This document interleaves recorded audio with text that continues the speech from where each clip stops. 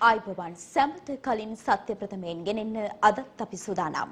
මම යුගන්ති මයුරිකා ප්‍රථමයෙන් පුවත් සිරස්තල. ලොවම කම්පා කළ පාස්කු ප්‍රහාරයට අදට වසරයි. ප්‍රහාරය ගැන අනතුරු හඟවන විට එය අතපසු කළ රටේ නායකින්ගේ සිට අන්තිමයා දක්වා නීතිය ක්‍රියාත්මක කළ යුතුයි. කාදිනල් හිමියන් අවධාරණය කරයි. අන්තවාදී ප්‍රචණ්ඩත්වයට කිසි විටකත් ඉඩ නොමැති බව ජනපති පවසයි. ජූනි 20 වෙනිදා මැතිවරණය පවත්වනවද නැද්ද? දිනය පිළිබඳ අවසන් තීරණය ලබන මාස 4 වෙනිදා. පවතින තත්ත්වය අනුව පාර්ලිමේන්තුව අනිවාර්යෙන්ම රැස්විය යුතුයි. එජාප මහලේකම් පෙන්වා දෙයි. කොළඹ බණ්ඩාරනායක මාවතේ පවුල් 242කට අයත් 1020ක් නිරෝධායනයට. පිළියන්දල සහ බොරලැස්ගමුව රෝගීන් ගැන පුළුල් විමර්ශන. කොවිඩ් සුවය ලැබූ රෝගීන් 100 දෙනෙකු අද වන විට රෝහල් වලින් පිටව යයි. දැන් දේශීය පුවත්. පසුගිය වසරේ අප්‍රේල් මාස 21 වෙනිදා එල්ල වූ ම්ලේච්ඡ ප්‍රහාරයට අදට වසරක් සපිරෙනවා. රට පමණක් සම්බන්ධ සියලු දෙනාට එරෙහිව නීතිය ක්‍රියාත්මක වනු ඇති බවටයි සෑම අයෙකුම අපේක්ෂා කරන්නේ. ඒ පසුගිය වසරේ අප්‍රේල් මාස 21 වන දිනයි.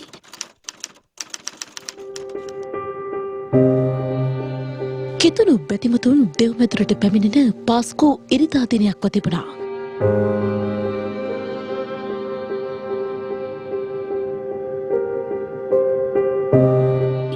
දෙවයින පුරා දෙව්මැදුර තුළ දේව භක්තිකයන් දෙවියන් යතිත්තේ ඔරලෝසුවේ වේලාව පෙරවරු 8:45 වන විට ඔවුන් ඉදිරියේ රුදුරු මරුවන් සිටින බව කිසිවෙකුත් දැන සිටින්නට නැතුව ඇතේ.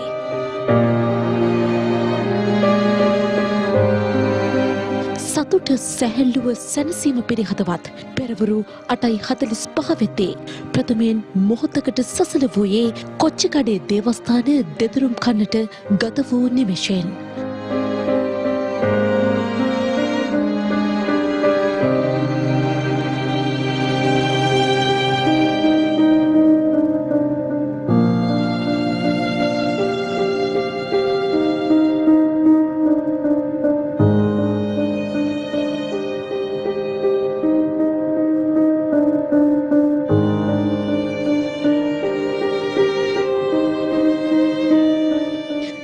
වෙකුටත් මොහොතක් හෝ සිතන්නට පවා අවකාශයක් ඉදිරි නොකරම දෙවියන් වහන්සේ ඉදිරියේම උන්වහන්සේගේ බැතිමතුන් රක්ත වර්ණයෙන් නැහැවී ගොස් තිබුණා.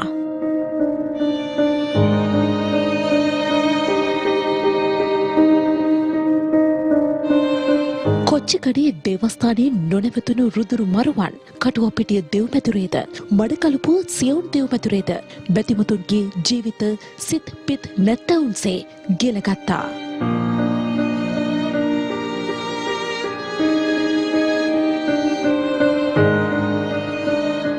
රුදුරු මරුවන්ගේ ඉලක්කය කිසිවෙකුටත් අදාහගත නොහැකි වූයේ දෙවනුව තෙවනුව සිව්වනුව පමණක් නොව 5, 6, 7 වන වරටද වර්ගවාද ජාති ආගම් කුල මල ගෝත්‍ර ගැන නොතකා කොළඹ ශ්‍රැංග්‍රීලා සිනමන් ග්‍රෑන්ඩ් කින්ස්බරි වැනි සුපරි හෝටල් තුළටද කඩා වදිමින් පමණක් නොව තම ලේන් ජාතක වූ තම වර්ගයාගේ ජීවිතද දෙමටකොඩ ප්‍රදේශයේ තම නිවස තුළදීම පිළිගනිත්තේ.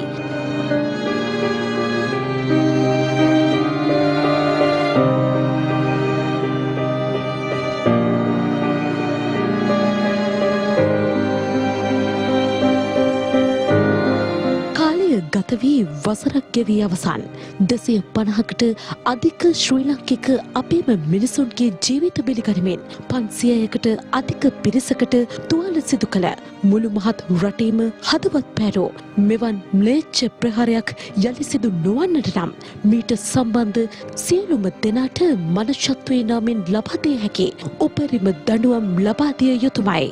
ඒ වෙනුවෙන් ආරක්ෂකංශ අද දවස වන විටත් පුළුල් මෙහෙයුම් ක්‍රියාත්මක කරමින් සිටින බවයි පොලිස් මාධ්‍ය ප්‍රකාශක පොලිස් අධිකාරී ජාලිය සේනාරත්න මහතා ප්‍රකාශ කළේ.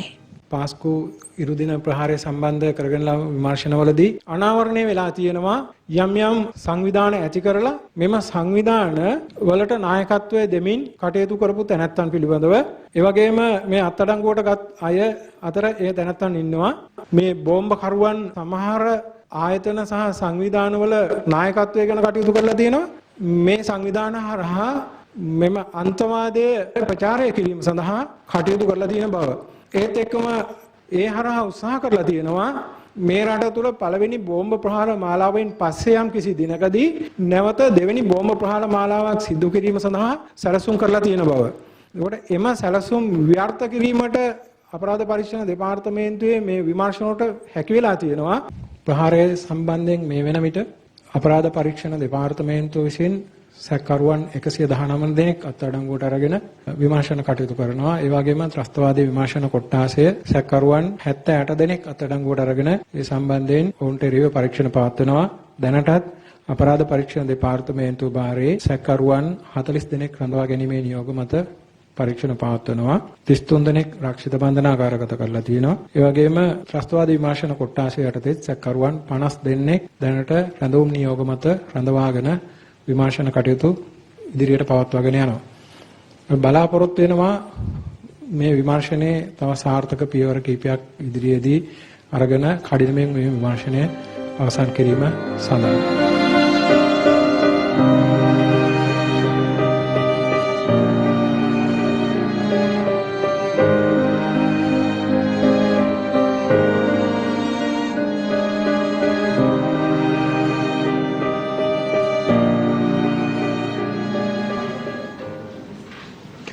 පාස්කු ඉරුදින ත්‍රස්ත ප්‍රහාරයට වසරක් සැපරීම නිමිත්තෙන් දිවයිනපුරා දේවස්ථාන විහාරස්ථාන කෝවිල් පල්ලිය ඇතුළු සියලුම ආගමික සිද්ධස්ථානයන්හි අද පෙරපුරු 8:40ට තමන් අදහන ආගමානුකූලව රට පුරා සියලු ජනතාව ආගමික වතාවත්වල නිරත වුණා.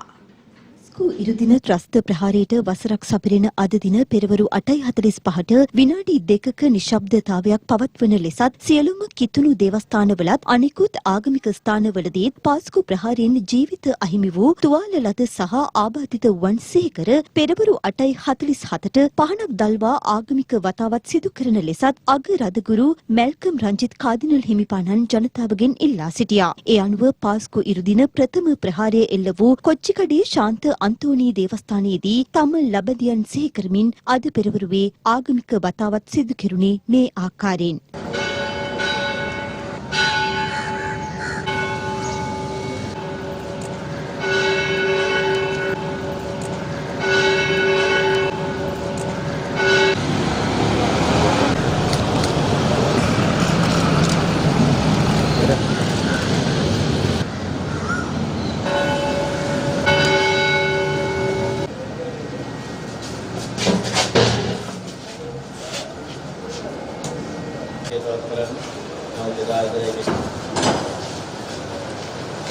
පාස්කු ප්‍රහාරයේ වැඩිම ජීවිත ගණනක් බිලිගත් කටුවාපිටිය ශාන්ත සෙබස්තියන් දේවස්ථානයේදී පහන් දල්වා සිය සහෘදයන් සිහිපත් කිරීම අද පෙරවරුවේ මෙලෙස සිදු වුණා.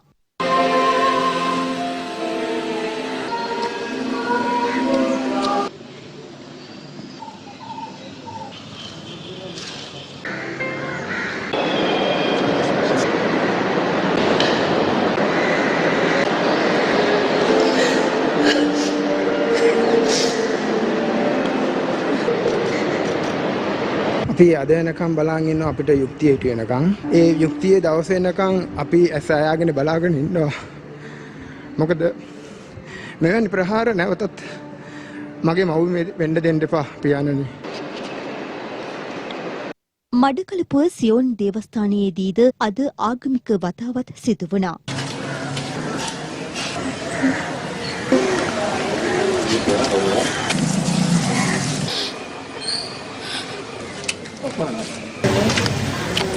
ත්‍රස්ත ප්‍රහාරයට ලක් වූ සංචාරක හෝටල් මෙන්ම දිවයින පුරා පිහිටි පන්සල් කෝවිල් මුස්ලිම් දේවස්ථාන තුළද ප්‍රහාරයෙන් දිවි පිදුවන් සිහි කරමින් පහන් දල්වන්නට වුණා. පාස්කු ඉරිදා ප්‍රහාරයෙන් ජීවිතක්ෂයට පතුවන් වෙනුවෙන් පින් ප්‍රාර්ථනා කිරීමත් තුවාල ලැබුවන්ට ඉක්මන් සුවය ප්‍රාර්ථනා කිරීමත් වෙනුවෙන් විශේෂ ආගමික වැඩසටහනක් අනුරාධපුර ඓතිහාසික රුවන්වැලි සෑ චෛත්‍ය රාජානන් වහන්සේ අභියසදී පැවැත්වුණා.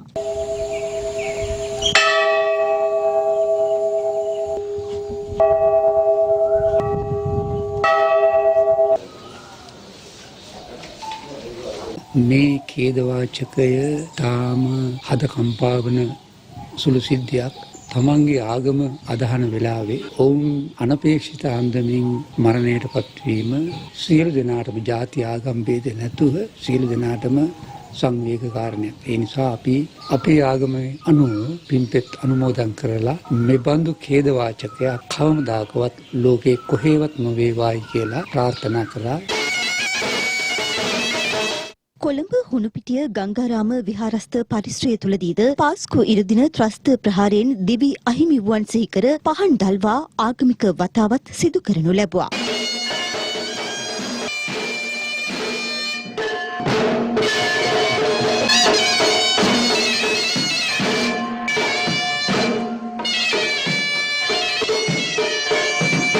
මේ ගාල්ල ප්‍රදේශයේදී පාස්කු සැමරුම සිදු වූ ආකාරයයි.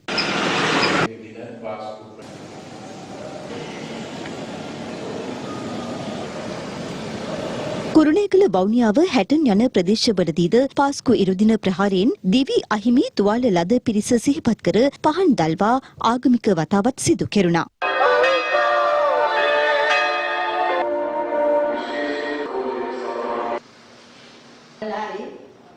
මේ අතර පාස්කු ඉරිදා ප්‍රහාරයට වසරක් පිරීම නිමිත්තෙන් එම ප්‍රහාරයෙන් මියගිය පවුල්වල ඥාතීන්ට හා විපතටපත් පවුල් සඳහා වියලි ආහාර බෙදා දීමක් අද මීගමුව පොලිස් අධිකාරී කාර්යාලයේදී පැවැත්වුණා. මෙම අවස්ථාවට බස්නාහිර පළාත භාර නියෝජ්‍ය පොලිස්පති දේශබන්දු තෙන්නකෝන් මහතා ඇතුළු උසස් පොලිස් නිලධාරීන් පිරිසක් සහභාගී වී සිටියා. අපිට වසරකට පසුව නිවෙස් වලටම පාස්කු ප්‍රහාරයට සම්බන්ධ සියලු දෙනාට තරාතිරම නොබලා දඬුවම් ලබා දෙන ලෙස කොළඹ අගරාධගුරු මැල්කම් රංජිත් කාදිනල් හිමිපාණන් ජනාධිපතිවරයාගෙන් ඉල්ලීමක් කරනවා. ඒ පාස්කු ප්‍රහාරය සිදු වී වසරක් සපිරීම නිමිත්තෙන් විශේෂ ප්‍රකාශයක් සිදු කරමින් අප්‍රේල් මාසයේ 21 වෙනිදා අපිට අමතක නොවන දවසක් අපේ ශ්‍රී ලංකාව තුල සිදුවෙච්ච ඒ මහා විනාශකාරී ඒ බෝම්බ ප්‍රහාරය. මේ සිදුවීම පිටුපස්සේ ඉන්න අය උත්සාහ කළේ මේ රට තුල ලොකු ව්‍යසනයක් නිර්මාණය කරන්න. තාමත් අපිට මේ කාරණාව පිටිපස්සේ හිටියේ කවුද කියන එක ගැන සත්‍ය තොරතුරු සොයා ගන්නට බැරි වෙලා තියෙනවා. යම් ආකාරයක සාධක තිබිලා ඒ පිළිබඳව සොයා බලන්නට කටයුතු නොකරපු. ඒ වගේම මේ බෝම්බ ප්‍රහාරය ගැන අවවාද ලැබිලත් පිටරටවල් වලින් එය අතපසු කරපු සේනාධි නායකයාගේ පටන් අන්තිමය දක්වා ලංකාවේ වගකිව යුතු අය සියලු දෙනාවම නීතිය ඉදිරියට ගෙන ඒම අපේ වගකීමක් වෙනවා. ඒ නිසා මේ අවස්ථාවේදී මම විශේෂයෙන්ම අතිගරු ජනාධිපති ගෝඨාභය රාජපක්ෂ මහතා විසින් අපරාධ පරීක්ෂණ දෙපාර්තමේන්තුව හරහා කරගෙන යන ඒ විමර්ශනය ඉතාමත්ම ශක්තිමත්ව කළ යුතුයි කියලා මේ අවස්ථාවේදී මම ප්‍රකාශ කර සිටිනවා. අපි සුළුතර ආගමිකයන් සුළුතර ජාතිකයන් බව හිතාගෙන ඒ තුල අපි වෙන් වෙලා අපේ රට බෙදා වෙන් කරන්නට නෙමෙයි අපි කටයුතු කළ යුත්තේ ප්‍රධාන ප්‍රවාහයේ අයත් සමග එකට එකතු වෙලා සහෝදරත්වයෙන් බැඳිලා මේ රට දියුණු කරන්නට අපි එකතු විය යුතුයි. අන්න එතකොට තමයි හැමෝගෙම අයිතිවාසිකම් ආරක්ෂා කර ගැනීමේ පිළිවෙතකට අපිට යන්න පුළුවන් වෙන්නේ. දේව පිහිට ප්‍රාර්ථනා කරනවා. පාස්කු ඉරිදා එල්ල වූ බෝම්බ ප්‍රහාර මාලාවෙන් ජීවිතය අහිමි වූ සහ තුවාල ලැබුවන් සිහිපත් කරමින් ජනාධිපති ගෝඨාභය රාජපක්ෂ මහතා නිවේදනයක් නිකුත් කර තිබුණා. මේ අතර අග්‍රාමාත්‍යවරයා සහ හිටපු විපක්ෂ නායකවරයාද පහන් දල්වමින් ජීවිතක්ෂයට පත් පිරිස සිහිපත් කිරීමට කටයුතු කළා.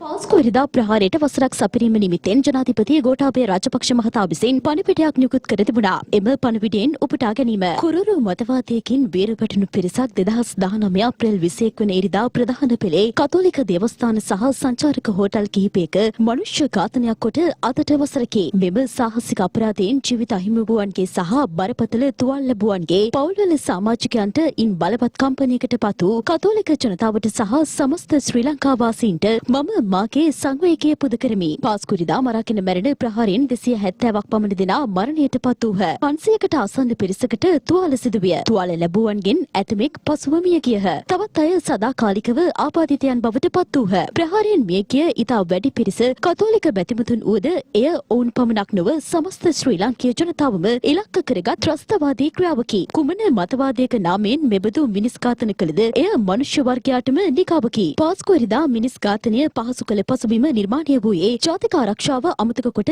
ආරක්ෂක සැලසුම් සහ විධිවිධාන අතහැර තිබූ බැවිනි. එවැනි අරාජික පරිසරයක අන්තවාදය සහ ත්‍රස්තවාදය හිසෙසවීම අරුමයක් නොවේ. සෞභාග්‍යයේ දැක්ම මාගේ ප්‍රතිපත්ති ප්‍රකාශයෙන් ප්‍රතිඥා දුන් පරිදි මාගේ පාලන සමය තුළ සියලු ජන කොටස්වල ආරක්ෂාව තහවුරු කරන බවටත් කුමන ආකාරයක හෝ අන්තවාදයකට අන්තවාදී ප්‍රවර්තනයකට ඉඩ නොතබන බවටත් පාස්කු ඉරිදා ප්‍රහාරයට වගකියුත්තන් නිශ්චිතව හඳුනාගෙන නීතිය හමුවට පමුණන බවටත් මම මාගේ ජනතාවට සහතික වෙමි. පාස්කු ඉරිදා ප්‍රහාරයෙන් විපතට සහ කම්පනයට පත් කතෝලික ජනයා ඇතුළු ශ්‍රී ලංකා වාසීන් වෙත මම නැවත වරක් සංවේගය පළ කරමි. ජනාධිපති ගෝඨාභය රාජපක්ෂ.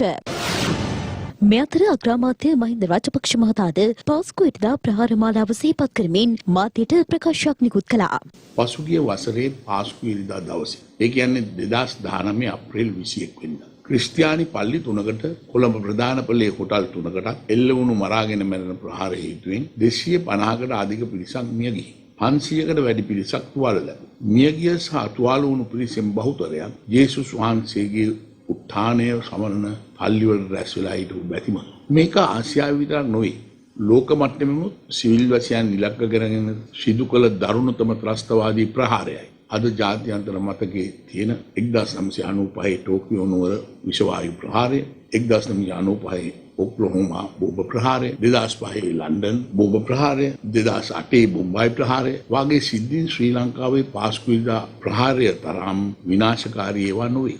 පාස්කු ඉරිදා ප්‍රහාරයේ එක් වින්දිතෙක් අවුරුද්දකට ආසන්න කාලයක් ජීවිතය වෙනුවෙන් සටන් කරලා මෑතකදී මිය ගියා. ඇතැම් තුවාලකරුවන් තවමත් ප්‍රතිකාර ලැබමින් ඉන්නවා. ශ්‍රී ලාංකිකයන්ට මරාගෙන මැරෙන ප්‍රහාර අමුතු දෙයක් නෙවෙයි. නමුත් පාස්කු ඉරිදා ප්‍රහාරය බෙදුම්වාදයට විරුද්ධව පැවති යුද්ධ කාලයේ අපිට අත්දැකපු ප්‍රහාරවලට වඩා වෙනස්. පාස්කු ඉරිදා ප්‍රහාරය සිද්ධ වුණු දිනය ඉලක්ක ස්ථාන සහභාගී වන ත්‍රස්තවාදීන්ගේ නම් ලිපින ඇඳුම්පත් අංක හා දුරකථන අංක පවා අපේ මිත්‍ර රටක බුද්ධි අංශය විසින් කල් තියාම එවකට බලයේ සිටි ශ්‍රී ලංකා ආණ්ඩුවට සපයා තිබුණා. ඒ නිසා මේ ප්‍රහාරය පහසුවෙන් වළක්වා ගන්න තිබුණා. 2019 පාස්කු ඉරිදා ත්‍රස්තවාදී ප්‍රහාරයෙන් මියගිය තුවාල ලැබූ ආබාධිත තත්ත්වයට පත් වූ සියලු දෙනාම තමන් අදහන ආගමට අනුව සිහිපත් කරන ලෙස මම සියලුම ශ්‍රී ලාංකිකයන්ගෙන් ඉල්ලා සිටිනවා. පාස්කු ඉරුදින එල්ල වූ මරාගෙන මැරෙන ත්‍රස්ත ප්‍රහාරයෙන් මියගිය අය සිහි කරමින් පහන් දැල්වීමට අග්‍රාමාත්‍ය මහින්ද රාජපක්ෂ මහතා කොළඹ 7 විජේරාම නිල නිවසේදී අද කටයුතු කළා. පහන් දැල්වීමෙන් පසුව මියගිය අය සිහි කරමින් විනාඩි 2ක නිශ්ශබ්දතාවයක්ද පවත්වනු ලැබුවා. මේ අතර පාස්කු ප්‍රහාරයෙන් දිවි අහිමි වූවන් සිහිපත් කරමින් අද දිනේදී විපක්ෂ නායක කාර්යාලයේදී පහන් දැල්වීමක් සිදු කළා. ඒ හිටපු විපක්ෂ නායක සමගි ජනබලවේගයේ නායක සජිත් ප්‍රේමදාස මහතාගේ හා සමගි ජනබලවේගයේ ලේකම් හිටපු පාර්ලිමේන්තු මන්ත්‍රී රංජිත් මතුම බණ්ඩාර මහතාගේ මූලිකත්වයෙන්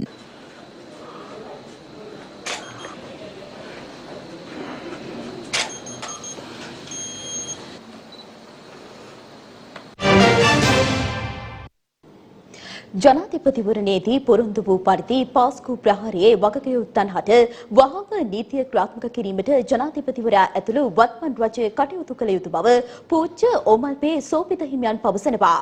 මේ අතර හිටපු පාර්ලිමේන්තු මන්ත්‍රී පාටිලි චම්පික රණවක මහතාද පාස්කු ප්‍රහාරය සම්බන්ධයෙන් නීතිය ඉටු කිරීම ප්‍රමාද වීම සම්බන්ධයෙන් අදහස් පළ කර තිබෙනවා. පාස්කු ඉරිදා ප්‍රහාරය සම්බන්ධයෙන් අතිමහත් සංවේගයක් අප තුළ ඇති වෙන්නේ පාස්කු ඉරිදා ප්‍රහාරයට සම්බන්ධ සැක සංකා තවමත් දුරු නොවුණු නිසා. ඒ එක්කම කරන ලද පරීක්ෂණ සම්බන්ධයෙන් කිසිසේත් සෑහීමකටපත් වෙන්න පුළුවන් කමක් නැහැ. ඒ අවස්ථාව අපි දැක්ක විවිධ උපක්‍රම මගින් හදාපු බෝම්බ නිෂ්ක්‍රීය කළ ආකාරය. ඒක ප්‍රමාණවත් වෙන්නේ නැහැ. බෝම්බ නිෂ්ක්‍රීය කරන එකටත් වඩා වැදගත් වෙනවා මේ බෝම්බ හදන්නට යොමු වුණු ත්‍රස්තවාදය නිෂ්ක්‍රීය කරන එක. අදත් අපි කියනවා වර්තමාන රජයට පසුගිය රජයේ වැරදි සම්බන්ධයෙන් ඇඟිල්ල දිගු කර කර ඉඳීමෙන් වැඩක් නැහැ. පසුගිය ජනාධිපතිවරණයේදී පැහැදිලිවම භාවිතා වුණේ පාස්කු ඉරිදා ප්‍රහාරය. එතෙන්දී සාකච්ඡා වුණා පාස්කු ඉරිදා ප්‍රහාරයට හේතුභූත වුණු කරුණු නිෂ්ක්‍රීය කරනවයි කියලා තමයි වත්මන් ජනාධිපතිතුමා බලයටපත් උනේ. පාස්කු ඉරිදා ප්‍රහාරය සම්බන්ධයෙන් වගකිය යුතු පිරිස් තවමත් නිදැල්ලේ ඉන්නවා. ජනාධිපති වරණයේදී දීපු පොරොන්දු ඉටු වෙලා නැහැ. ඒ නිසා අපි ඊටමත් පැහැදිලිවම කියනවා වසරක් ගත වුණු මේ මොහොතේදී අපි ජාතියක් හැටියට රජයක් හැටියට ලැජ්ජා විය යුතුයි. තවමත් පාස්කු ඉරිදා ප්‍රහාරය සංවිධානය කළ මහමොලකරු නිදැල්ලේ. ඉතිහාසයේ කිසිම මේ වගේ ත්‍රස්ත ප්‍රහාර ලෝකයේ එල්ල වෙච්ච දේවල් තියෙනවනේ. සමහර අවස්ථාවල රාජ්‍ය දැනන් ඉන්නේ නැහැ, දැනන් ඉඳලා හිටියේ නැහැ. යම් යම් තොරතුරු තිබුණාට ත්‍රස්ත ප්‍රහාර පිළිබඳ. ලංකාවෙත් එහෙම වෙලා තියෙනවා. ලංකාවේ මේ ඔක්කොම ප්‍රහාර එල්ල වෙලා තියෙන්නේ අපේ ජනාධිපතිවරුන්ට, අපේ හිටපු ආරක්ෂක ලේකම්වරුන්ට, අපේ හිටපු හමුදාපතිවරුන්ට පවා පහර දීම් සිද්ධ වුණේ නිශ්චිත තොරතුරු ලැබිලා නෙවෙයිනේ. ඇමරිකා එක්සත් ජනපදයට 9/11 එක එල්ල වුණේ එම තොරතුරක් ආවේ. නමුත් මේ සිද්ධියේදී උද්‍යාංශ විසින් බොහොම නිශ්චිත තොරතුරු රට ඇතුළේ ඒ වගේම විදේශ රටවලුත් නිශ්චිත තොරතුරු මේ පල්ලිවලටම පහර දෙනවාය කියන නිශ්චිත තොරතුරු ඇවිල්ලා තිබුණා. ඒක වළක්වා නොගැනීම ඉතින් ඒක ගැන කතා කරන්න දෙයක් නෑ. ඒක සම්පූර්ණයෙන්ම බලගත්ු අපරාධයක්. ඒ වගේම හැබැයි ඉන් පස්සේ පළවෙනි සතිය ඇතුළත ආරක්ෂකාංශ ක්‍රියාත්මක වෙච්ච හැටි ගැන මට අපිට තෘප්තියක් තියෙනවා. මොකද ඒගොල්ලෝ ඊළඟ ප්‍රහාරයක් එල්ල කරන් තිබිච්ච සැලසුම් ව්‍යර්ථ කළා. ඒ වගේම මේ ජාලය සම්පූර්ණයෙන්ම නිෂ්ක්‍රිය කළා. 2020 මහමැතිවරණය ලබන ජුනි මාස 20 වන දින පැවැත්වීමට අදාළ ගැසට් නිවේදනය නිකුත් කර තිබෙනවා. ඉකුත් අප්‍රේල් මාස 25 වන දින පාර්ලිමේන්තු මහමැතිවරණය පැවැත්වීමට නියමිතව තිබුණද රටේ පවතින තත්ත්වය හමුවේ ඒ කල් දැමීමටයි මැතිවරණ කොමිෂන් සභාව මීට පෙර තීරණය කළේ. මේ අතර මහමැතිවරණය සම්බන්ධයෙන් පාර්ශ්ව කිහිපයක් සමග අද දිනේදී මැතිවරණ කොමිෂන් සභාව සාකච්ඡා පවත්වනු ලැබුවා. 2020 මහමැතිවරණය ලබන ජුනි මාස 20 වන දින පැවැත්වීමට අදාළ ගැසට් නිවේදනය නිකුත් කර තිබෙනවා. මැතිවරණ කොමිෂන් සභාවේ සභාපති මහින්ද දේශප්‍රිය මහතා, මැතිවරණ කොමිෂන් සභාවේ සමාජික එන්.ජේ. අබේසේකර, එස්. රත්නජීවන්, එච්. හූල් යන මහත්වරුන්ගේ අත්සනින් යුතුව එම ගැසට් නිවේදනය ඊයේ රාත්‍රියේදී නිකුත් කළා. එම ගැසට් නිවේදනයට අනුව දන්වා තිබෙන්නේ 1981 අංක 1 තරණ පාර්ලිමේන්තු මැතිවරණ පනතේ 24 වගන්තිය යටතේ අංක 2167 ඇල ඉරක් 19 හා 2020 මාර්තු මාස 21 දිනතිව මැතිවරණ කොට්ටාස 22කින් පාර්ලිමේන්තුව සඳහා මන්ත්‍රීවරුන් තෝරාපත් කර ගැනීමේ ඡන්ද විමසීම 2020 අප්‍රේල් මාස 25 වන දින නොපවත්වන බවට කරන ලද නිවේදනයට අනුව එකී මැතිවරණ කොට්ටාසවල පාර්ලිමේන්තු මන්ත්‍රීවරුන් තෝරාපත් කර ගැනීමේ ඡන්ද විමසීම 2020 ජුනි මාස 20 වන දින පැවැත්වෙන බව නිවේදනය කරන බවයි. ඒ අනුව කොළඹ, ගම්පහ, කළුතර, මහනුවර, මාතලේ, නුවරඑළිය, ගාල්ල, මාතර, හම්බන්තොට, යාපනය යන මැතිවරණ කොට්ටාශවලටත් වන්නිය, මඩකලපුව, දිගාමඩුල්ල, ත්‍රිකුණාමලය, කුරුණෑකල, පුත්තලම, අනුරාධපුරය, පොළොන්නරුව, බදුල්ල, මොණරාගල, රත්නපුර සහ කෑගල්ල යන මැතිවරණ කොට්ටාශවලින් පාර්ලිමේන්තුව සඳහා මන්ත්‍රීවරුන් තෝරාපත් කර ගැනීමට නියමිතව තිබෙනවා. ඉකුත් අප්‍රේල් මාස 25 වන දින මහමැතිවරණය පැවැත්වීමට නියමිතව තිබුණද රටේ පවතින වසංගත තත්ත්වයේ හේතුවෙන් එය කල් දැමීමට මැතිවරණ කොමිසම තීරණය කළා. කෙසේ නමුත් පසුගිය දින කිහිපය පුරාවටම මහමැතිවරණය පැවැත්වීම සම්බන්ධයෙන් විවිධ පාර්ශ්වයන් අදහස් පළ කළ අතර ඒ පිළිබඳව සාකච්ඡාවට කිහිපයක්ද පැවැත්වීමට මැතිවරණ කොමිෂන් සභාවද කටයුතු කළා. ඒ අනුව ඊයේ දිනේදීද මැතිවරණ කොමිෂන් සභාව සෞඛ්‍යාංශ, වෛද්‍යවරුන් සහ ආරක්ෂකංශවල ප්‍රධානීන්ගේ මැදිහත් වීමෙන් සාකච්ඡාවක් පැවැත්වුණේ රට තුළ පැතිර යන කොරෝනා වෛරස් තත්ත්වය සම්බන්ධයෙන්. එහිදී මැතිවරණය පැවැත්වීමට හැකියාවක් තිබේද නැද්ද යන සම්බන්ධයෙන් දීර්ඝ වශයෙන් සාකච්ඡා කරනු අතර සියලුම දිස්ත්‍රික් ලේකම්වරුන් සමගද ඊයේ දින පැය දෙකකට ආසන්න කාලයක් සාකච්ඡා පැවැත්වුණේ මහමැතිවරණය පැවැත්වීම සම්බන්ධයෙනුයි. කෙසේ නමුත් සාකච්ඡා කිහිපයකින් අනතුරුව මැතිවරණ කොමිසම ඊයේ රාත්‍රියේදී නිවේදනය කළේ එළඹෙන ජුනි මාස 20 වෙනි දින මහමැතිවරණය පැවැත්වීමට තීරණය කළ බවයි. මේ අතර මැතිවරණය සඳහා ඉදිරිපත් වන දේශපාලන පක්ෂවල නායකින්, පක්ෂ ලේකම්වරුන් සහ මැතිවරණ කොමිෂන් සභාව අතර සාකච්ඡාවක් අද පෙරවරුවේ එම කොමිෂන් සභා පරිශ්‍රයේදී පැවැත්වුණා. මැතිවරණ කොමිෂන් සභාවේ සභාපති මහින්ද දේශප්‍රිය මහතාගේ ප්‍රධානත්වයෙන් පෙරවරු 11ට පමණ ආරම්භ වූ සාකච්ඡාවට දිස්ත්‍රික්කයන් සඳහා තරඟවදින දේශපාලන පක්ෂවල නියෝජිතයන්ද එක්ව සිටියා. ශ්‍රී ලංකා පොදුජන පෙරමුණ නියෝජනය කරමින් එහි ලේකම් නීතිඥ සාකරකාරීවසම් මහතා මෙම සාකච්ඡාවට එක් වූ අතර සමගි ජන බලවේගය නියෝජනය කරමින් එහි නායක සජිත් ප්‍රේමදාස මහතා සහ මහලේකම් හිටපු පාර්ලිමේන්තු මන්ත්‍රී රංජිත් මධුම බණ්ඩාර මහතා එක්ව සිටියා. එක්සත් ජාතික පක්ෂය නියෝජනය කරමින් මෙම සාකච්ඡාවට එක් වූයේ එහි මහලේකම් හිටපු පාර්ලිමේන්තු මන්ත්‍රී අකිල විරාජ් කාර්යවසම් මහතා සහ හිටපු පාර්ලිමේන්තු මන්ත්‍රී රවී කරුණානායක මහතායි. එසේම ජාතික ජනබලවේගය නියෝජනය කරමින් එහි නායක හිටපු පාර්ලිමේන්තු මන්ත්‍රී අනුර කුමාර දිසානායක මහතා සහ හිටපු පාර්ලිමේන්තු මන්ත්‍රී විජිත හේරත් මහතාද මෙම සාකච්ඡාවට එක් වුණා. පැහැදිලිවම රටේ සමස්ත සෞඛ්‍ය සම්පන්න භාවයේ පූර්ණ පිරිසිදු සහතිකයක් ලිඛිතව සෞඛ්‍ය අධ්‍යක්ෂක ජනරාල්වරයාට රටට ලබා දෙන්නට පුළුවන් නම් අපි ලෑස්ති හෙට දවසේ ඉඳලා වුණත් මැතිවරණ ව්‍යාපාරේ ක්‍රියාත්මක කරන්න. ඒ නිසා අපි ඉල්ලීමක් කරා ජූනි 22 වෙනිදා මැතිවරණය පවත්වනවා නම් ආපස්සට ගණන් හදලා බලලා අඩුම ගණනේ සති 5ක් සති 7ක් අතර කාලවකවානුවක් තුල මේ මැතිවරණ ව්‍යාපාරයේ ක්‍රියාත්මක කිරීමේ ඒ ඉඩ ප්‍රස්තාව අපිට ලබා දෙන්න ඕනේ කියන යෝජනාව අපි ඉදිරිපත් කරේ. හැබැයි මේ මැතිවරණ ව්‍යාපාරයේ සාධාරණව ක්‍රියාත්මක කිරීම උදෙසා සෞඛ්‍ය බලධාරියාගෙන් මුළු රටටම විවෘත විනිවිද භාවයෙන් යුක්ත ලිඛිත සහතිකයක් අවශ්‍යයි. ඒ ලිඛිත සහතිකයේ ඔස්සේ අපිට පුළුවන් යම්කිසි මැතිවරණ ව්‍යාපාරයක් නීතිගරුකව නීතිගරුකව සැනසille ක්‍රියාත්මක කරන්න. ඔබතුමාලා එකක නෑ කියලාද කියන්නේ? ඔබතුමාට බොහොම පැහැදිලිව මේ ප්‍රකාශය කරා. ඒක හැමෝටම සක්සුදක්ෂව පැහැදිලි. පැහැදිලි නෑ. ඒ කියන්නේ ඔබතුමා කියන්නේ විශ්ලට හරියාකාරව මම බොහොම පැහැදිලිව කිව්වා මම අර මීට ඉස්සෙල්ලා කිව්ව දේ ආපහු කියන්න දෝ. ඔබතුමා කියන්න 20 වෙනිදා කෙලින් තමයි කියන්නේ මගේ ඇදේට වැටෙනවා. බොහොම ස්තුතියි. සෞඛ්‍ය බලධාරීන් ඇතුළු ඒ වගේ යුතු අංශවලින් උපදෙස් අරගෙන මේ මත දිනයක් නියම කරා දෙන්න අපි ප්‍රශ්න කරනු ලැබුවා. එතුමාට කරන්න දෙයක් නැතිකමට දිනයක් දුන්න බව තමයි අපිට වැටහුනේ. ව්‍යවස්ථාව පිළිබඳවත් ප්‍රශ්නයක් තියෙන බවට පෙනී යන බවත් එතුමාගේ කතාවෙන් පැහැදිලි වුණා. ඉතින් එහෙනම් අපිට පේන්නේ පාර්ලිමේන්තුව ඉබේම කැඳවෙන්න වෙනවා මේ තත්ත්වය තුළ. මොකද මේ ජුනි 2කට ඉස්සෙල්ලා පාර්ලිමේන්තුව ව්‍යවස්ථානුකූලව රැස් වෙන්න බැයි නම් ඉබේම පාර්ලිමේන්තුව කැඳවිය යුතුව තිබෙනවා. විශේෂයෙන්ම අපිට මැතිවරණ පැවැත්වීම පිළිබඳ ප්‍රශ්නයක් නැහැ. නමුත් ප්‍රශ්නේ තියෙන්නේ ජනතාවගේ ආරක්ෂාව මැතිවරණ ව්‍යාපාරය වල යෙදෙන එක අපිට වළක්වන්න බෑ ප්‍රායෝගිකව. ඡන්දකට ඉස්සලා ජනතාව ආරක්ෂා කරන්න අවශ්‍යයි. මේක යම් අයක අමතක කරලා තිබෙනවා. ජනතාව නැත්තම් ඡන්දයක් නැහැ. ඉතින් ඒක තුලින් අපි ඇහුවා මේක සෞඛ්‍ය බලධාරීන්ගෙන් ත්‍රිවිධ හමුදාවගෙන් පොලිසියෙන් සහ අනිල් ජයසිංහ මැතිතුමාගේ අවසරය ලැබිලා තියෙනවද කියලා. ලැබිලා නැහැ කිව්වා ඒක මතකව. ඒතකොට කොහොමද මේ දිනේ ඇවිල්ලා තියෙන්නේ කියලා. ඉතින් ඒ සහතිකේ නැතුව කොහොමද ඇවිල්ලා තියෙන්නේ? අපේ ඡන්ද කිසි ප්‍රශ්නයක් නැහැ. නැවත යථා තත්ත්වයට පත් වුණ දවසේ අපි ඡන්ද කරන්න ඕනේ. නමුත් ඒ කරන්න තාකල් මේ දිනේ ආවේ කොහොමද ප්‍රශ්න තමයි තිබෙන්නේ.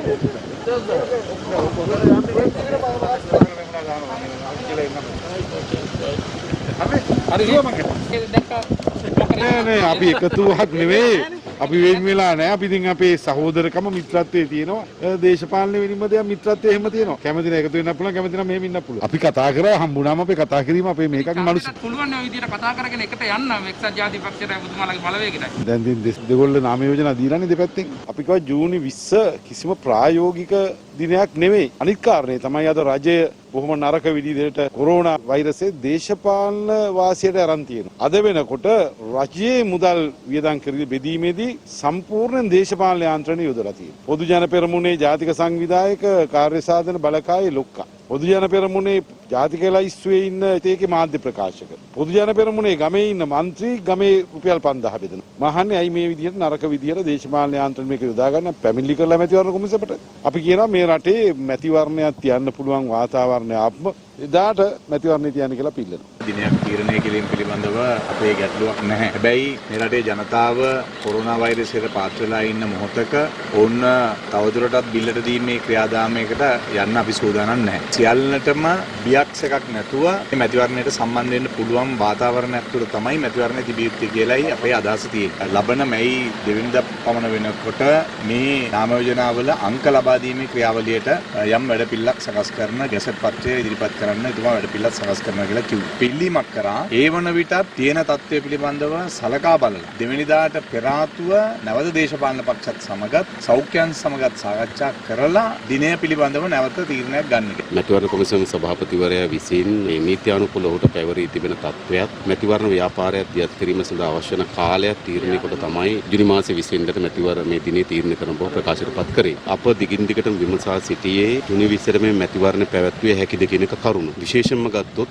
දැන් මතුවලා තියෙන තත්ත්වයක් එක්ක එයත් අවිනිශ්චිතතාවයක තිබෙන්නේ. ඒ නිසා මැතිවරණ කොමිසමේ සභාපතිතුමා විසින්ම කිව්වා මේ දිනේ වුවත් වෙනස් විය හැකි බව. ඒ නිසා අප විසින් පෙන්වා දුන්නේ එම දිනේ වෙනස් කරනවා නම් කවදාට පෙරද වෙනස් කළ යුතු වන්නේ. මොකද මැතිවරණ කොමිසම තීරණය කොට තිබෙනවා අපේක්ෂකයන් සඳහා මනාපාංක මැයි 4 වෙනිදා ලබා දෙන්න. එතෙන් සිට දින ගන්න තමයි තීරණය කරලා තිබෙන මැතිවරණ ව්‍යාපාරය සඳහා. එහෙමනම් මැයි 4ට පෙර සමාලෝචනය කළ යුතු බව අප විසින් පෙන්වා දෙන්න ලැබුවා. ඒ අනුව සභාපතිතුමා ප්‍රකාශයට පත් කරා. මෙම ප්‍රකාශයට පත් කොට තිබෙන දිනේ පිළිබඳව නැවත සමාලෝචන ලක්කොට මැයි 4 වෙනිදා මෙම දිනේ හෝ නව දිනයක් ප්‍රකාශයට පත් කිරීමට සූදානම් බව කොමිසමේ සභාපතිතුමා විසින් ප්‍රකාශයට පත් කරා. නීති පොතේ වගන්තිද ජනතාවද වැදගත් වේ. Tamanට තියෙන නීතිය නීත්‍යානුකූල බලයද ජනතාවගේ සෞඛ්‍යයද වැදගත් වෙන කියන ප්‍රශ්නය අහුවා. ඒ අනුව මෙවැනි තීන්දුවක් ගැනීමේදී සෞඛ්‍ය අමාත්‍යාංශය ඒ වගේම සියලු දේශපාලන පක්ෂවල අදහස් විමසලා තීන්දුවක් ගත්තා නම් හොඳයි කියන එක අපි පැහැදිලිව ප්‍රකාශයට පත් කළා. අපි අදහස නම් මැතිවරණයක් තිබීමට ජුනි මාසේ 20 දැන් තියෙන සාමාන්‍ය තත්ත්වය දිහා බැලුවට පස්සේ හොඳ වාතාවරණයක් නැහැ කියන එක අපි තා පැහැදිලිව මෙහිදී ප්‍රකාශ කළා. මේ අතර මැතිවරණ කොමිෂන් සභාව සහ COVID-19 වැළැක්වීමේ ජාතික ක්‍රියාන්විත මධ්‍යස්ථානයේ නියෝජිතයන් අතර සාකච්ඡාවක්ද අද පස්වරුවේම කොමිෂන් සභාවේදී ආරම්භ වුණා. මෙම සාකච්ඡාව සඳහා ආරක්ෂක අංශයේ සහ සෞඛ්‍ය අංශයේ ඉහළ පෙළේ නිලධාරීන් පිරිසක් එක්ව සිටියා. ජුනි මාස 20 වන දින වන විටත් මෙම කොරෝනා වෛරස් තත්ත්වය රටින් පහව නොගියහොත් මහ මැතිවරණය තවදුරටත් කල් දැමීමේ බලය මැතිවරණ කොමිසමට ඇති බව හිටපු පාර්ලිමේන්තු මන්ත්‍රී මහින්දානන්ද අලුත්ගමගේ මහතා පවසනවා. ඒ නාවලපිටිය ප්‍රදේශයේදී මාධ්‍ය අදහස් දක්වමින් පසුගිය මාර්තු මාසයේ 2 වෙනිදා අතිගරු ජනාධිපතිතුමා පාර්ලිමේන්තුව විසිරුව හැරීමත් සමගම අප්‍රේල් මාසයේ 25 වෙනිදාට පාර්ලිමේන්තුව සඳහා දින නියම කරා මැතිවරණ කොමිසම. නමුත් රටේ පැවතිච්ච කොරෝනා වසංගතයත් එක්ක ඊයේ දිනේ මැතිවරණ කොමිසම රැස් වෙලා පාර්ලිමේන්තුව 1981 අනතකින් කොමිසමට තියෙන බලතල අනුව 24 වෙනි වගන්තියේ කොමිසම විසින් ජූනි මාසයේ 20 වෙනිදාට පාර්ලිමේන්තු මැතිවරණය සඳහා දින නියම කරා. ඒක කොමිසමේ වගකීමක්. දැන් මිනිස්සු උත්සාහ කරනවා ඊයේ ඇදිරි නීතිය ලිහිල් කිරීමත් පාර්ලිමේන්තු මැතිවරණයේ දින නියම කිරීමත් සමගම ආණ්ඩුව උත්සාහ කරනවා කියලා මේ කොරෝනා වසංගතය ඇදුරේ මැතිවරණයකට යන්න හදනවා කියලා. මේක වැරදි අර්ථකථනයක්. ජූනි මාසයේ 20 වෙනිදා වෙනකොට මේ වසංගතය ආම වෙලා නැත්තම් මැතිවරණ කොමිසම ආපහු දින නියම කරනවා. ඒ නිසා මැතිවරණයේ පැවැත්වීමේ වගකීම තියෙන්නේ මැතිවරණ කොමිසමට. රට යථාවත් කිරීමේ වගකීම තියෙන ආණ්ඩුවට. ඒ නිසා ආණ්ඩුව කරන කාර්යභාරය එකක්, මැතිවරණ කොමිසම කරන කාර්යභාරය එකක්. විපක්ෂයේ උත්සාහ කරේ විපක්ෂයේ හිතුවා ජූනි මාසයේ 2 වෙනිදා වෙනතෙක් පාර්ලිමේන්තු මැතිවරණයකට යන්නේ නැතුව කල් දාගෙන තියාගෙන හිටියොත් මේක ව්‍යවස්ථා අර්බුදයකට කියලා පරණ පාර්ලිමේන්තුව කැඳවලා මහා දෙයකට යන්න බෑ කියලා. ඉතින් මැතිවරණ කොමිසම දින නියම කිරීම වෙනම දෙයක්. හැබැයි පැහැදිලිව මැතිවරණ කොමිසමට සිද්ධ වෙනවා ජූනි 20 වෙනිදා වෙනකොට ඒ වාතාවරණය ඇතුළේ නැත්තම් නැවත මැතිවරණේ කල් දාන්න. ඒ නිසා ආණ්ඩුවේ වගකීම තියෙන්නේ මේ ව්‍යාප්තිය අවම කිරීම සහ ඒ වගේම මේ රටේ ජනතාවගේ ජන ජීවිතය යථාවත් කිරීම. ඒ වගේම අපි පිළිගන්න ඕනේ දැන් මාස දෙකක් සියලු කර්මාන්ත ශාලා වහලා සේවකයෝ ගෙවල් වල තියාගෙන පඩි ගෙවනවා. ඒ නිසා මේ ආර්ථිකේ කඩාගෙනකට එන්න දෙන්න බෑ. ඒ නිසා මේ සියල්ල රජයක් හිටට සැලකිල්ල ගන්න සිද්ධ වෙනවා. ඒ නිසා විපක්ෂය දිගින් දිගටම මඩ ගහනවා. ඒ නිසා පැහැදිලිව මැතිවරණ පිළිබඳ අවසන් තීන්දුවක් කරගෙන නැත. කොමිසම දින නියම කිරීමක් පමණයි කරලා තියෙන්නේ. ඒ දින වෙනකොටත් මේක යථාවත් වුණේ නැත්නම් එදාට මැතිවරණේ තියන්නේ නැහැ. ඒ නිසා මේක පටල ගන්න එපා. ආණ්ඩුව උත්සාහ කරන්නේ ජන ජීවිතය යථාවත් කිරීම පමණයි. මැතිවරණ කොමිසම උත්සාහ කරන්නේ මැතිවරණේ පැවැත්වීම.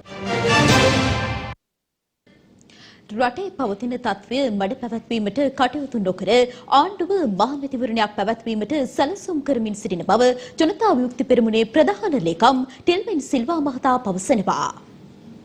ඇත්තම ආණ්ඩුව ලෑස්ති වුණේ 20 මේ කතන්දරේ ඔක්කොම කියලා 22 ඉන්ද්‍ර නීතිය සම්පූර්ණයෙන් අයින් කරලා රට සාමාන්‍ය තත්ත්වයටපත් වුණාගෙන ඒ බොරුව ප්‍රචාරය කරලා ඒකෙන් පස්සේ මැතිවරණ වැඩට බහින. ආණ්ඩුව බලාපොරොත්තු වෙච්ච නැති ප්‍රශ්නකට මුහුණ පාන්න සිද්ධ වුණා. ඒ තමයි 20 වෙනිදා ඊයේ අපේ රටේ රෝගීන් ගණනාවක් එකවර හොයාගත්තා. 20 වෙනිදා ඊයේ උදේ එක විටම අපි දැක්කා රෝගීන් 24 දෙනෙක් හොයාගත්තා කොළඹ කෙසෙල්වත්ත ප්‍රදේශයේ. එතකොට රෝගීන් 24ක් හඳුනාගත්තු ගමන්ම ආණ්ඩුවට අර තමන් හිටපු ස්ථාවරේ ඉන්න බැරි වුණා. ඒ නිසා මොකද කරේ? ඒ රෝගීන් හඳුනාගත්තා කියන ප්‍රවෘත්තිය ඇවිල්ලා ටිකකට පස්සේ ප්‍රවෘත්තිය ආවා කොළඹ කළුතර ගම්පහ ඇතුළු දිස්ත්‍රික්ක පුත්තලම කියන දිස්ත්‍රික්කවල ඇඳුනේ තත්ත්වය තව සතිකින් දික් කරා කියලා. ඒ කියන්නේ ආණ්ඩුව 22 ඉවත් කරන් හිටපු ඇඳුරු නීතිය ආණ්ඩුවට සිද්ධ වුණා 27 දක්වා දික් කරන්න. ඇයි මේ අලුතෙන් රෝගීන් හඳුනාගත්තු නිසා. දැන් අපි අහන ප්‍රශ්න මෙන්න මේකයි. වැරදිලාවත් මේ රෝගීන් ඊයේ හඳුනාගත්තේ නැත්තම් තව දවස් දෙක තුනක් ප්‍රමාද වුණා නම් ඒ වෙලාවේදී ආණ්ඩුව 22 අපේ මේ කොළඹ දිස්ත්‍රික්කය ඇතුළු මේ දිස්ත්‍රික්කවල ඇඳුරු නීති ඉවත් කරාන. ඊට පස්සේ මේ රෝගී තත්ත්වයන් තියන අය සමාජයත් එක්ක මුසු වුණා නම් අපේ රටේ මුණ පාන පුළුවන් වෙන තත්ත්වය මොකක්ද? මේක ඉතා බරපතල තත්ත්වයක්. ඒකට ආණ්ඩුව ඒ පැත්ත හිතුවේ නැහැ. ආණ්ඩුවේ කල්පනාවක් තිබුණෙම මොකක්වත් නෙවෙයි. කෙසේ හෝ මේ තත්ත්වය කෘත්‍රිම ලෙස වෙනස් කරලා ඡන්ද තියාගන්න. ඒ නිසා ජනතාවගේ ජීවිතත් එක්ක සෙල්ලම් කරමින් ජනතාවගේ ජීවිත සමග සූදු කෙලෙමින් සෞඛ්‍යංශ වලින් කියන කිසිවක් සලකන්නේ නැතුව තමයි ආණ්ඩුව මේ තීරණය ගත්තේ. ඒකත් එක තමයි ආණ්ඩුව ඡන්දේ වෙනුවෙන් බොරුවක් කරමින් බොරු තත්ත්වයක් මවන්න උත්සාහ කරා කියලා අපි අවධාරණය කළා කියන්නේ. මෙරට COVID-19 හෙවත් නව කොරෝනා වෛරසය ආසාදිත පුද්ගලයන් සංඛ්‍යාව මේ වන විට 310 දක්වා ඉහළ ගොස් තිබෙනවා. මේ අතර වැඩිම ආසාදිතයන් සංඛ්‍යාවක් සොයා ගැනීමට හැකි වූ කොළඹ 12 බණ්ඩාරනායක මාවත ප්‍රදේශයේ පවුල් 242කට අයත් පුද්ගලයන් 1000කට අධික පිරිසක් නිරෝධායන ක්‍රියාවලියට යොමු කිරීමට ආරක්ෂක අංශ අද පියවර ගත්තා.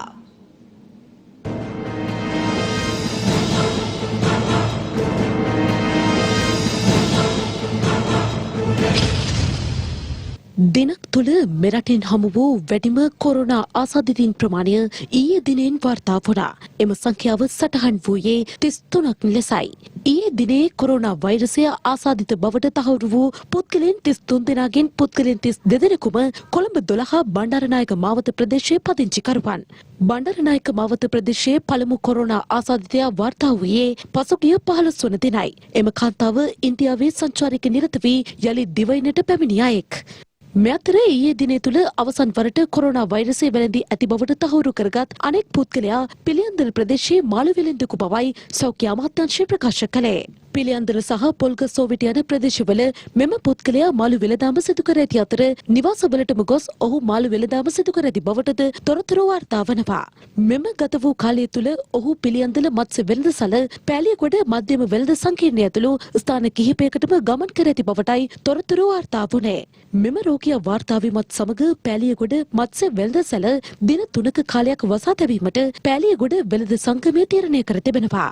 මේ අතර වැල්ලම්පිටිය වෙලේවත්ත ප්‍රදේශයේ නිවසක මාස 4ක් වයස ඇති කුඩා දරුවෙකු ඇතුළු තවත් පුද්ගලයන් 3 දෙනෙකු කොරෝනා වෛරසය ආසාදිත රෝගී ලක්ෂණ පෙන්නුම් කිරීම හේතුවෙන් ඊයේ රාත්‍රියේ ඔවුන් PCR පරීක්ෂණය සිදු කිරීම සඳහා හෝමාගම මූලික රෝහල වෙත ඇතුළත් කිරීමට මහජන සෞඛ්‍ය පරීක්ෂකවරුන් කටයුතු කර තිබෙනවා. ඔයාලා කවද්ද මේ ඉඳන් බණ්ඩාරනායකපුර කවද්ද ගියේ? 4යි 3. මේ කොහෙද මේ යන්නේ මේ? ඒ කොහෙද මනුස්සය යන්නේ? සෑලා බලන්න මම එහා පැත්තට ගියා. ඊට පස්සේ ගෙටෙන් පේනවනේ. ඉතින් මේවා සරුන් ගල්ලෝගේ වැඩ කරන්න බෑනේ. දැන් බලන්න මෙච්චර ප්‍රශ්නයක් කියලා තිබිලත් එයාලා පාරනේ. මාස 4 දරුවට ආච්චි බලන්න පුළුවන්ද? ඇයි එක්කන් ගියේ නම්? ඇඳිරි නීතිය වෙලාව. බලපත්‍රයක් අරගෙනත් නැහැ. කොහෙන් හරි ආපු කාර් එකක් මෙතෙන්ටත් ගෙන්නගෙන. මාස 4ක දරුවෙකුත් දාගෙන. ඕගොල්ලොත් ගිහිල්ලා. වැරදි 2-3ක් වෙලා තියෙනවා. වගකීමක් නැතුව හැසිරෙන්න එපා දැන්වත්. මම අන්තිම වතාවට කියන්නේ දැන් පරීක්ෂණ ටික කරන්න අපි අරන් යනවා. මොනම හේතුවක් නිසාවත් ඕගොල්ලන්ට මෙතනින් එළියට එන්න බෑ. මාස 4ක් වයස සිටි කුඩා දරුවා සමග මෙම පුද්ගලයන් තිදෙනා ඉක්ුත් දිනක බණ්ඩාරනායක මාවත ප්‍රදේශයේ නිවසකට ගොස් රැඳී සිට නැවත වැල්ලම්පිටිය වෙලේවත්ත ප්‍රදේශයට පැමිණ තිබෙනවා. ඉන් අනතුරුව තහවුරු වී ඇත්තේ ඔවුන් පසුගියදා නවාතැන්ගෙන සිටි බණ්ඩාරනායක මාවත ප්‍රදේශයේ නිවසක කාන්තාවකට කොරෝනා වෛරසය ආසාදනය වී ඇති බවයි.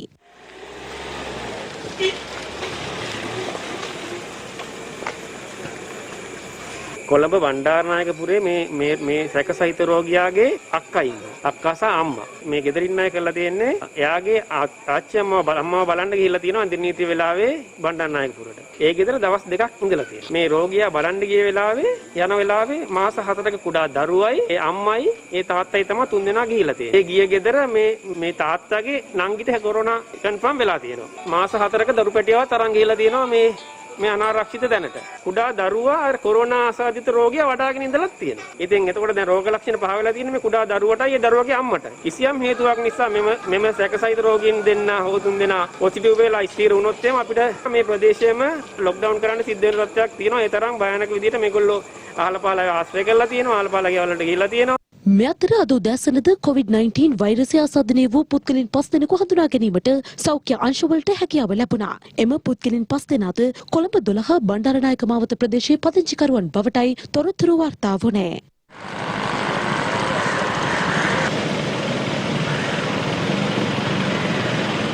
මෙලෙස කොරෝනා වෛරස ආසාදිත රෝගීන් රැසක් හමු වූ කොළඹ 12 බණ්ඩාරනායක මාවත ප්‍රදේශයේ පවුල් 242කට අයත් පුද්ගලයන් 1020 දෙනෙකු අද දින නිරෝධායන කටයුතු සඳහා දිවයිනේ පිහිටි නිරෝධායන මධ්‍යස්ථාන වෙත පිටත් කර යැවීමට ආරක්ෂක අංශ පියවර ගත්තා.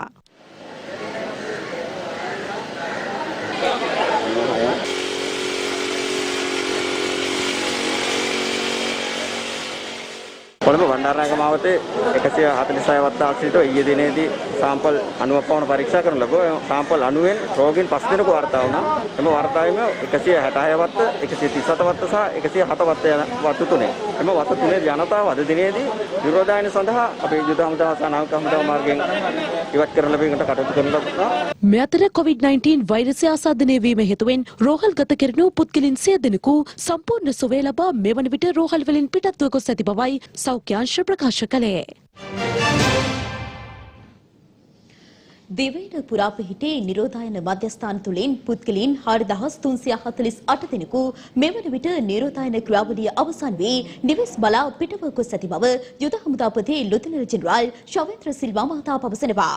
COVID-19 පැතිර යාම වැළැක්වීමේ ජාතික ක්‍රියාන්විත මධ්‍යස්ථානයේ අද පැවති මාධ්‍ය හමුවකට එක්වෙමින් යුද හමුදාපතිවරයා මේ බව ප්‍රකාශ කළා.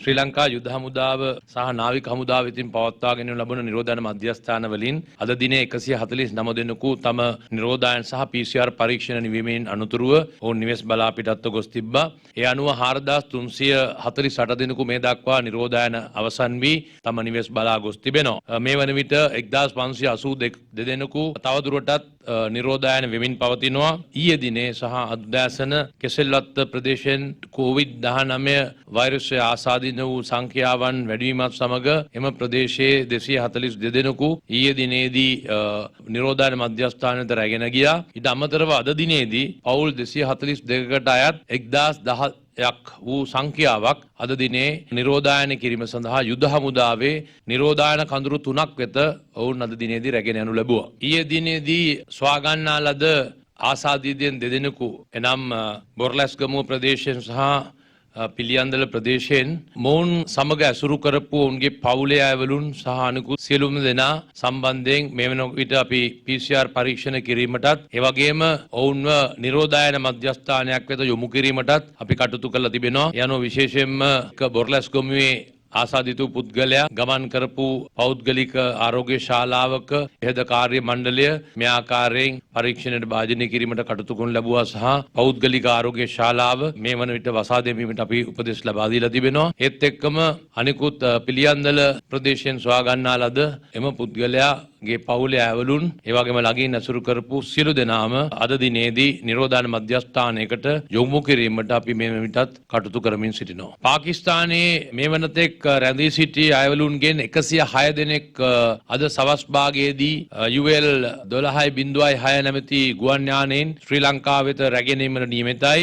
මේ සියලු දෙනාම අද සංවිධ්‍යා භාගයේ ශ්‍රී ලංකාවට පැමිණීමෙන් අනතුරුව ඔවුන්ව නිරෝධායනට ලක් කිරීමට නිරෝධායන මධ්‍යස්ථාන වෙත රැගෙනීමට අපි සියලුම කටයුතු සම්පාදනය කරලා තිබෙනවා. අත්‍යවශ්‍ය සේවා කොරෝනා වෛරසය පාලනයට සහාය වන අයුරින් සිදුවිය යුතු බව ජනාධිපති ගෝඨාභය රාජපක්ෂ මහතා අවධාරණය කර සිටියා.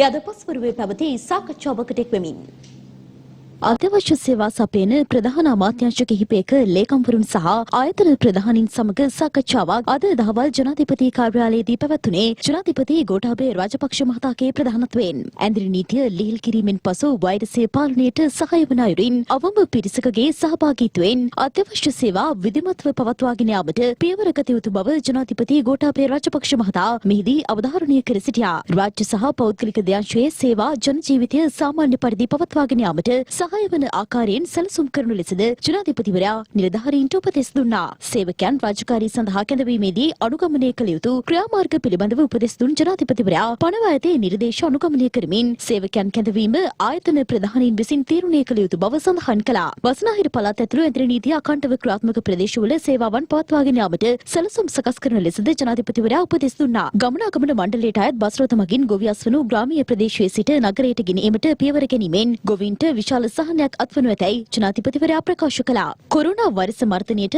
රජය විධිමත් වැඩපිළිවෙලක් අනුගමනය කළද ජනතාව උපදෙස් නිසි පරිදි පිළි නොපැදීම තත්ත්වය පාලනයට බාධාවක් වන බවත් ජන ජීවිතය යථා තත්ත්වයට පත් කිරීමේ අරමුණින් ඇඳිරි නීතිය ලිහිල් කර සේවාවන් පවත්වාගෙන යාමේදීද වෛරසය පාලනය වන අයුරින් ක්‍රියාකාරකම් සිදු විය යුතු බවත් ජනාධිපතිවරයා මෙහිදී අවධාරණය කළා.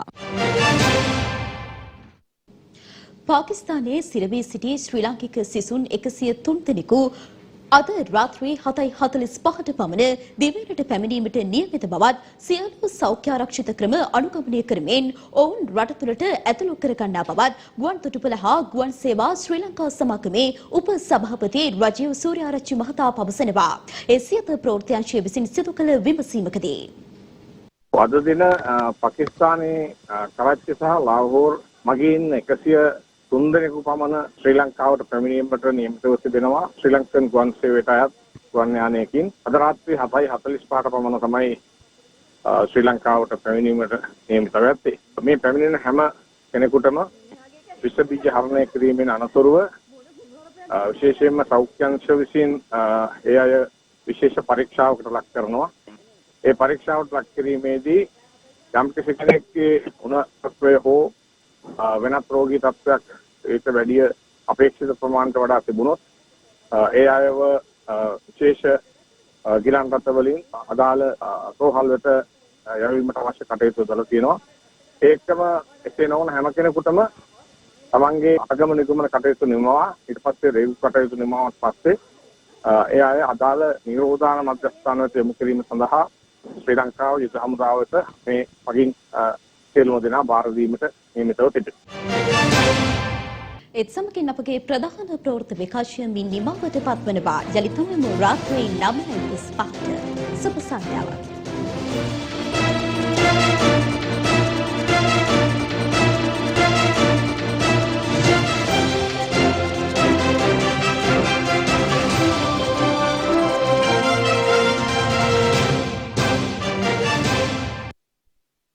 දිනපතා අලුත් වීඩියෝ සහ ප්‍රවෘත්ති නැරඹීමට ඉහත බටන් එක ක්ලික් කර සියත TV සබ්ස්ක්‍රයිබ් කරන්න.